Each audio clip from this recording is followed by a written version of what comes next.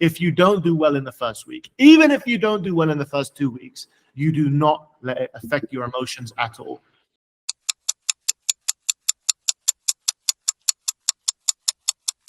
So my feeling is generally for everyone is, we shouldn't get lazy, but that doesn't mean you should be stressed either. You should be proud of your accomplishments, but you should also be analytical of your accomplishments. What was it that you did last month that was different? And I had this conversation with you guys a little while back. I said, well, really what you did is you started closing more. And when you close more, you close more. It's weird.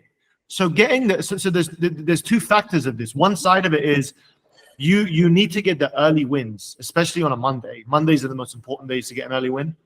I think they probably used to tell you the same thing when you was in business. When you get a sale on Monday, the rest of your week goes well because you have a different kind of juice, a different energy. But there's also another side to that, and that is if you don't do well in the first week, even if you don't do well in the first 2 weeks, you do not let it affect your emotions at all.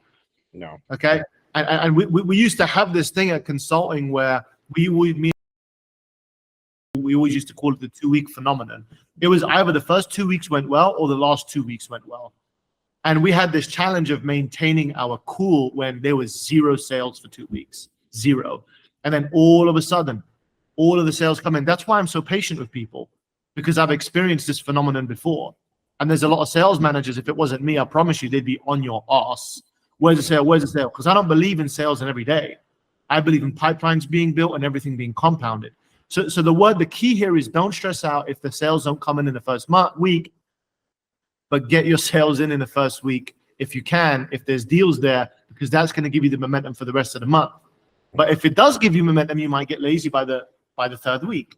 So there's always this balance you have to strike. And I always say, just take it easy. Understand that things will happen for you well,